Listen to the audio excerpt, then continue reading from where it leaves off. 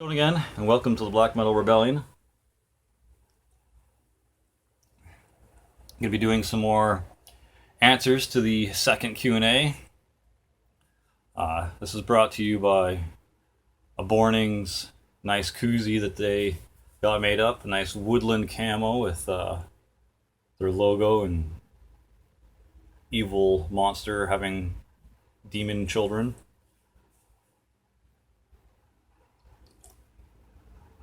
If you haven't heard of a Borning, check them the fuck out.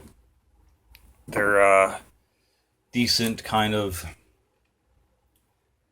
I don't know, porno gore grind with slam elements. So yeah, best slam and death grind put together. Check them out. Good band. So anyways, we last time had some questions by Life Eternal, Jason Kennedy, and a dude that goes by Slam Death Metal on here.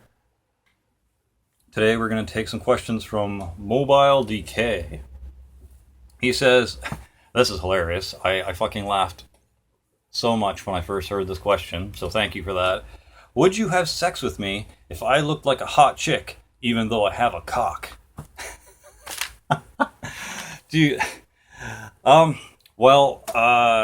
be honest, and to answer this question as seriously as possible, as you know, most of my viewers might know by now, maybe the newer ones might not, but I'm pansexual, which means I'm attracted to girls, guys,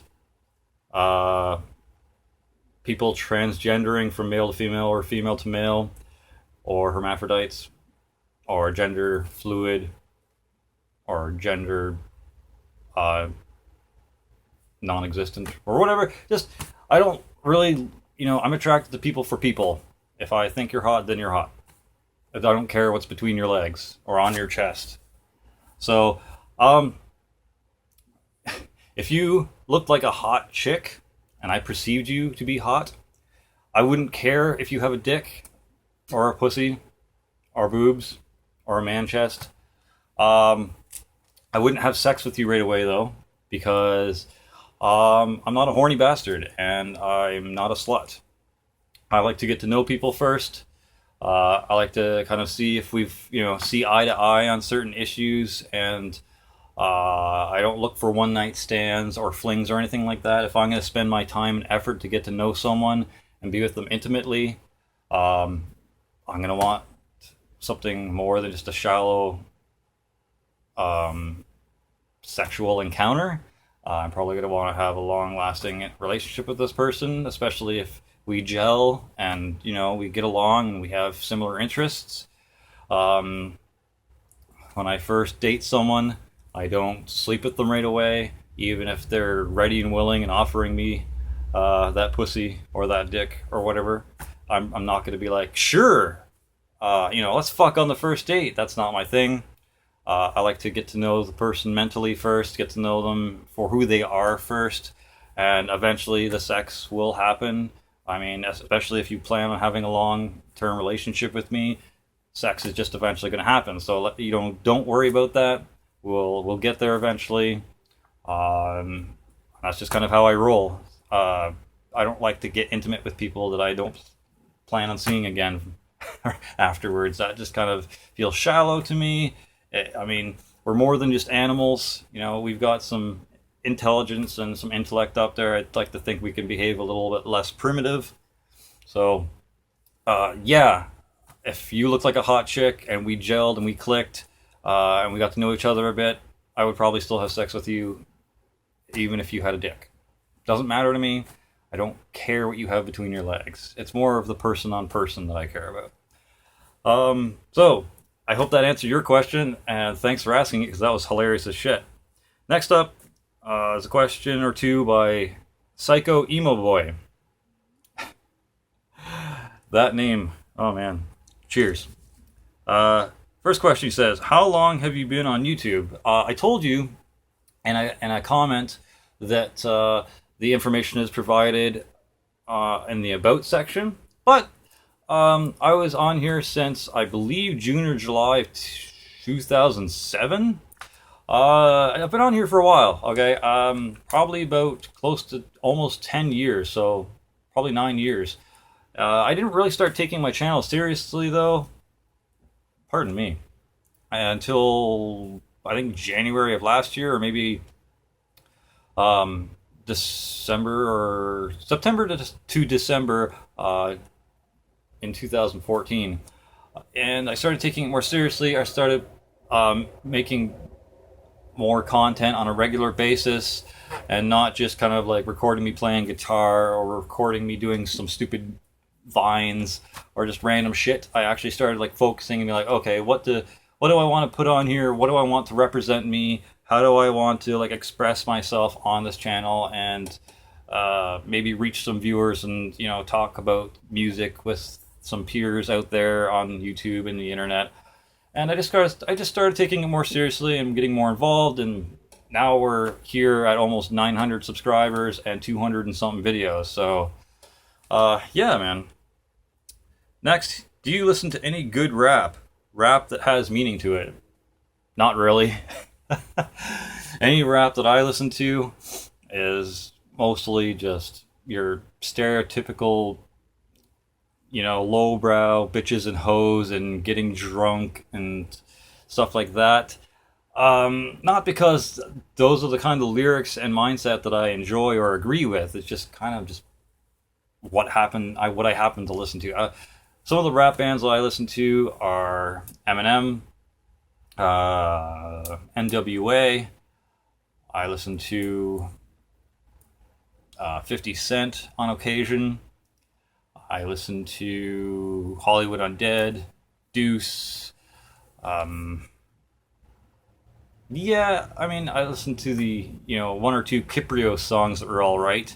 Ignorance is Beautiful and whatever that other song that he had that was semi-okay. Totally not worth buying the album for, but whatever, I did it anyways. I listen to the odd Will Smith every now and then. His earlier stuff was kind of like Miami was kind of whatever. I think that was the one with Getting Jiggy with It, maybe maybe he didn't even come up with that yet. And then there's Millennium, when he had that like weird sci-fi Texas movie. I don't know. His latest one was probably the best in my opinion. Lost and Found was definitely Will Smith's best album in my opinion. But yeah, that's the kind of rap I listen to. So besides Will Smith, nothing really intelligent. Next, we have a question from Arielle Lam. They ask, what is the weirdest food you have ever eaten? Well, I don't know if you've seen any of me and my wife's J&C reality TV series. We have another YouTube channel on here that was kind of based on me and her kind of exploits and just random shit that we did around our house and around our neighborhood. But we used to have an exotic fruit kind of like series, and we just grabbed whatever we could find at the supermarket that looked the weirdest or sounded the weirdest, and we'd show us eating it and cooking it and preparing it and stuff like that. 'Cause, I mean, I've had dragon fruit, I've had escargot, which is like those snails. I've had like squid tentacles at a buffet, a Chinese buffet. It's kind of rubbery and whatever. I've had lychee. Those were good. Like it was like de-shelled lychee in a can with some like syrup or juice or whatever. Drained it out and ate those. It was all right. Kind of grossed the wife out because it kind of looked like cow's eyeballs with the retina and iris scooped out. But I've also had star fruit. That was tasted amazing, but those are the hardest sons of bitches to like de-skin, considering they are shaped literally like a star. So you had to like slice down one side, slice down the other side, slice down the other, and just like de-skin it. And by the time you're done de-skinning it, you're like, all right, I'm not even hungry anymore. But it tasted good. I also tried bread nut. We tried to get breadfruit, but we accidentally got bread nut. So we scraped out the flesh and we cooked it up, and it kind of just looked like a hash brown. Didn't taste very good. We also crushed up the nut part and chopped them up and put them in a spaghetti. Didn't really taste that good. Definitely should have went for the breadfruit. Didn't find it though. But the weirdest thing I have ever eaten is what me and my sister call the death fruit. It's actually called a durian. A durian? But yeah, it's basically this like kind of big spiky fruit that when you cut it open, it kind of smells funky, and the flesh is weird looking. It looks like you're scooping out brains. Now I actually have a video of this on my JNC reality TV channel, so if you want to go check that out, check it out. But the flavor is like a cross between a pineapple-y banana and peanut butter mixed together. It is just weird. That is definitely the weirdest fruit or food I've ever eaten. So, yeah. And the last question I have for this video was by Edgar Sanchez. And he asks, what are your thoughts on the issue of crowdfunding? Crowdfunding's fine, as long as you have a decent reason for doing it. I don't think should be any shame in asking your audience or your friends or whoever on the internet for to help out in a dire situation. Like if you just lost your house in a fire and you need like some money to put yourself up in a hotel and eat and feed your kids or whatever, then yeah, definitely crowdfund. Or if you're unable to pay for some medical bills because you're suffering from some sort of disease, like my wife having thyroid cancer, we tried raising some money for her so that she could pay for her appointments and her parking and things like that. That's fine. Just as long as you're not e-begging for no reason. You're just like, oh, give me some money. You like my channel. You like my music. Give me some money. I'm not all about that at all. And the last question here, he asks, what is your opinion on digital music versus CDs, vinyl, and cassettes? It's fine. I don't mind digital music. I would rather have something tangible in my hands to hold and be like, hey, check it out. I got this new CD or I got this new vinyl or cassette by this band, and it just kind of feels more tactile and nice to actually have a physical copy of something in your hands. But if you don't really care to store all that stuff and you're not really sentimental and you just want to hear the shit, then yeah, cool, man. Throw a few bucks on iTunes or throw a few bucks towards the band's Bandcamp account and download some of their stuff.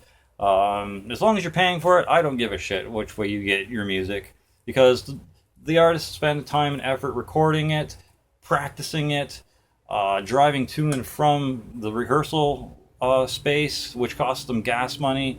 It costs them money to make merch, especially if they don't do pre-orders, guaranteeing that they'll actually be able to sell this stuff and not have to sit on it and use it for toilet paper. Like, a little bit of money goes a long way for your bands that you care about, and if you want them to keep making music, support them any way you can. So that's all I have to say about that for now.